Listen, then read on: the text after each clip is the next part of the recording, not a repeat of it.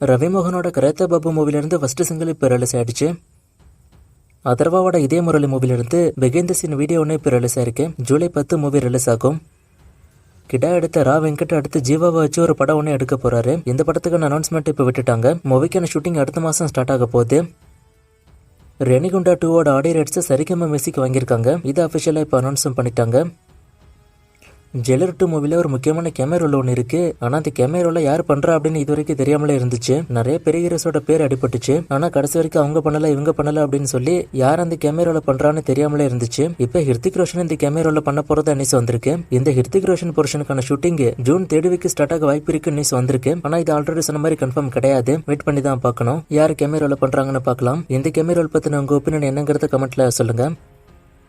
சூர்யாவோட கருப்பு படம் இப்போ வரைக்கும் 340 கோடி வசூல் பண்ணிருக்குன்னு அபிஷியலா அனௌன்ஸ் பண்ணிருக்காங்க. படம் ஓடிடில ரிலீஸ் ஆனதுக்கு அப்புறம் இந்த படத்துக்கான வசூல் என்ன வந்திருக்குங்கிறத அனௌன்ஸ் பண்ணிருக்காங்க. என்னோட கெஸ் படி இது ஃபைனல் பாக்ஸ் ஆபீஸ் கலெக்ஷனா இருக்காது. ஏன்னா படம் இன்னும் ஒரு சில தியேட்டர்ல ஓடிக்கிட்டு தான் இருக்கு.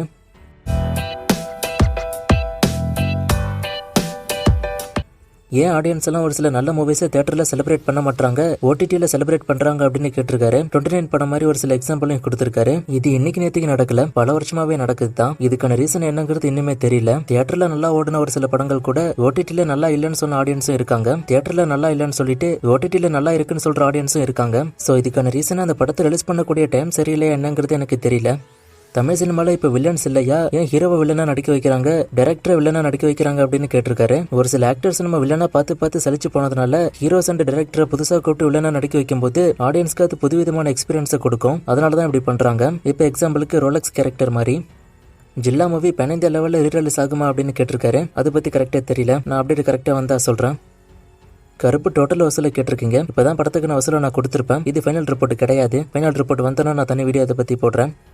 லாஸ்டா போட்ட வீடியோல ஒரு ஃப்ரேம் கொடுத்து கண்டுபிடிக்க சொன்னேன். இது எந்த சாங் அப்படின்னு நிறைய பேர் கண்டுபிடிச்சிங்க. ஆன்சர் மான் கராத்தே மூவில வரக்கூடிய ஒன்னு விழிகளில் சாங் தான். இது இன்னைக்கான ஃப்ரேம். இது எந்த சாங் அப்படின்னு கண்டுபிடிங்க. இன்னும் நிறைய மூவிஸ்க்கான அப்டேட் எல்லாம் கேட்டிருக்கீங்க. இந்த மூவிஸ்க்கான அப்டேட் எல்லாம் இப்போதைக்கு என்கிட்ட இல்ல. நான் அப்டேட் வரும்போது சொல்றேன். வேற கொஸ்டின் இருந்தா கேளுங்க.